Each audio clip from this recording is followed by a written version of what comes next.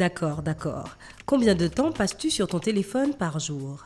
Au fur et à mesure que les smartphones gagnent en fonctionnalité, nous devenons de plus en plus accrochés à eux.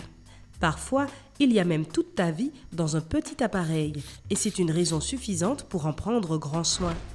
Les voleurs et les arnaqueurs inventent de nouveaux stratagèmes chaque jour ou presque, et la protection de toutes tes données personnelles peut s'avérer bien compliquée. Alors, comment peux-tu faire en sorte que ces malfrats restent en dehors de ta vie? Numéro 1. Appel depuis un numéro privé. Les numéros non identifiés sont parfois utilisés par différents services, tels que les compagnies de taxi ou les cliniques privées, et les fraudeurs peuvent en tirer profit. Une personne en détresse peut s'approcher de toi et te demander si elle peut passer un appel à partir de ton téléphone. C'est généralement une fille pour que tu sois plus disposé à donner ton précieux téléphone à un étranger. L'escroc passe un appel et ton numéro de téléphone est identifié à l'autre bout de la ligne. Vient ensuite la deuxième partie du stratagème. Tu reçois un appel d'un numéro privé et la personne s'identifie comme étant un représentant d'un service public, la police par exemple. Il pourrait te dire que l'un des membres de ta famille a de gros ennuis, mais que tu peux le sauver en payant une amende pour lui ou elle. Ils se serviront de ton amour pour tes proches et si tu ne fais pas attention, tu pourrais donner de l'argent à une personne qui n'est pas exactement ce qu'elle prétend être. Pour éviter de telles situations, il y a une recommandation générale. Ne réponds pas aux appels provenant de numéros inconnus. Cela peut sembler risqué parce qu'on ne sait jamais si un appel a de l'importance. Mais il vaut mieux prévenir que guérir. Si tu réponds à un tel appel, assure-toi de vérifier toutes les informations fournies par celui qui appelle avant de procéder à quoi que ce soit d'autre. Si c'est un policier, demande son nom complet et son numéro de badge. S'il s'agit d'un autre service, il est préférable de demander un numéro de téléphone sur lequel tu peux rappeler et vérifier si ces services existent vraiment. Enfin, si c'est quelqu'un de ta famille qui a peut-être des ennuis, contacte-le toi-même. Il n'y a pas de meilleur moyen de savoir si tu te fais arnaquer que de demander. Simple mais efficace. Numéro 2. Envoi de SMS. Cela se présente sous différentes formes. Il se peut que ta banque t'envoie un SMS à propos d'une activité suspecte sur ton compte. Le texto indiquera qu'une certaine somme a été bloquée sur ta carte bancaire, t'invitant à appeler un numéro ou à visiter un site web pour le débloquer ou refuser la transaction.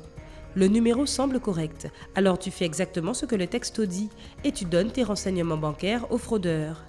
Rappelle-toi que tu ne devrais jamais consulter un site web ou appeler un numéro que tu vois dans un texto au hasard avant de le vérifier auprès de ta banque.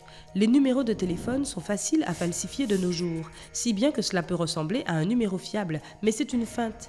Appelle ta banque et demande-lui si les renseignements sont corrects. Le plus souvent, il s'agit d'un complot criminel visant à te soutirer de l'argent. Et puisque je t'ai parlé de faux numéros de téléphone, voilà une autre arnaque par SMS. Un numéro qui semble appartenir à un de tes amis t'envoie un SMS, te demandant de lui envoyer un message ou de le rappeler. Dès que tu fais ça, on te facture une grosse somme sur ton compte mobile. Si jamais tu doutes s'il s'agit bien d'un de tes amis qui envoie ce SMS, ne réponds pas directement au message. Ouvre plutôt tes contacts et trouve le numéro toi-même. En passant, lorsque tu quittes la page avec le texto de l'arnaqueur et que tu y reviens, le numéro a généralement déjà été modifié. Alors tu verras que ce n'est pas une personne que tu connais. Si cela ne change pas, il vaut quand même mieux rester sûr et vérifier par toi-même. Numéro 3. Escroquerie appel manqué. Quelle est la première chose que tu fais quand tu vois un appel manqué? Je parie que c'est de rappeler et de demander de quoi il s'agissait. C'est sûrement le cas si le téléphone que tu utilises est aussi ton outil de travail et que tu reçois de nombreux appels de numéros que tu ne connais pas. Ce numéro de téléphone particulier t'appelle dans un seul but, te soutirer ton argent. Il t'appelle et laisse sonner une seule fois avant de raccrocher. Les arnaqueurs le font dans l'espoir que tu ne le remarques pas. Si ce n'est pas le cas, tu rappelles et une grosse somme d'argent est immédiatement prélevée sur ton compte. Que c'est sournois! Pour protéger ton argent, il vaut mieux ne pas rappeler des numéros que tu ne reconnais pas. Mais si tu tombes dans ce piège, suis de près tes factures et contacte ton opérateur si tu remarques quelque chose d'inhabituel. Je recommanderais également d'avoir un deuxième téléphone juste pour les appels professionnels, avec un minimum d'argent dessus. De cette façon, tu garderas au moins ton téléphone personnel en sécurité. Numéro 4. Escroquerie d'un acheteur potentiel. Cela se produit habituellement lorsque tu essaies de vendre ta voiture ou quelque chose d'aussi cher en ligne. Tu laisses ton numéro de téléphone et tu t'attends à ce que des acheteurs potentiels t'appellent. Quelqu'un le fait, mais tu sens quelque chose de louche chez lui. Pour une raison quelconque, il essaie de te soutirer toutes tes informations bancaires, y compris le numéro CVC de ta carte bancaire. Il dit que c'est pour t'envoyer l'argent à l'avance, mais tu n'es pas stupide, hein? Tu raccroches, bien sûr.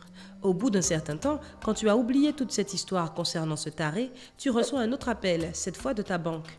L'employé de banque dit que tu as récemment reçu une grosse somme sur ton compte et qu'il doit vérifier les informations du client. Je ne sais pas toi, mais moi, c'est sûr que je serais déconcertée à ce moment. Si ta réaction est la même, tu pourrais tout raconter au faux employé, y compris lui donner ce fameux numéro CVC. Et devine qui était vraiment au bout du fil? Pour ne pas te retrouver dans une situation désagréable, rappelle-toi tout d'abord que tu ne dois jamais dévoiler ton code PIN ou ton numéro CVC à qui que ce soit. Même ta banque ne peut pas demander cette information. C'est complètement privé. Si un employé de banque te demande de le lui communiquer, ce n'est pas un employé de banque. Il suffit de raccrocher. Deuxièmement, ne divulgue pas ton numéro de téléphone personnel sur les sites web publics. Il est préférable d'acheter une carte SIM séparée pour cela s'il le faut. Numéro 5, un numéro familier, une personne inconnue. Les progrès technologiques sont plus rapides que jamais et les criminels téléphoniques ont également accès aux nouvelles technologies.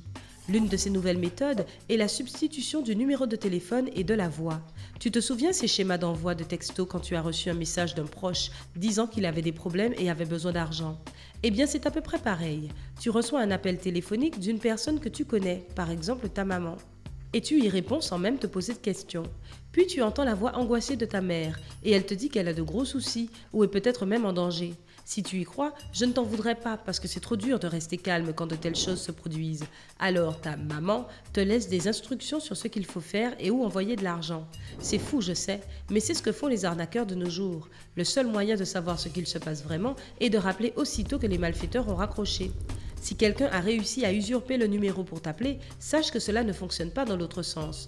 Donc, quand tu appelleras ta mère, tu entendras ta vraie mère, pas quelqu'un avec sa voix. Numéro 6, support technique. Ceci est probablement le plus agaçant. Un employé du support technique de ton opérateur t'appelle à l'improviste et te dit que tu as une activité bizarre sur ton compte. Pour vérifier si tout va bien, ils ont besoin que tu leur indiques le code qu'ils t'envoient par texto. En réalité, ce texto contient un code qui te permet de te connecter à ton compte personnel du fournisseur. Habituellement, de tels textos t'avertissent aussi que tu ne devrais le révéler à personne. Mais les escrocs sont bons en psychologie et assez sûrs d'eux pour te faire te détendre. Ayant accès à ton compte personnel, ils peuvent faire ce qu'ils veulent de ton argent et d'autres choses.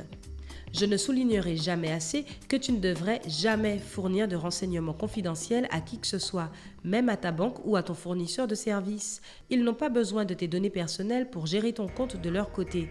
Si quelqu'un le demande, c'est qu'il essaie probablement de mettre la main sur ton argent. Aussi, si tu reçois un tel appel, essaie de dire que tu es occupé et demande si tu peux rappeler plus tard. Ils n'ont pas souvent la possibilité de rappeler, donc les escrocs vont probablement raccrocher sur le champ. Dis-nous, quelles autres arnaques téléphoniques connais-tu? Fais-nous en part dans les commentaires pour que nous puissions apprendre à nous protéger. Si tu as découvert quelque chose de nouveau, clique sur j'aime, partage cette vidéo avec tes amis et ta famille pour qu'eux aussi aient conscience du danger potentiel et clique sur ce gros bouton rouge d'abonnement pour toujours rester à jour sur Sympa.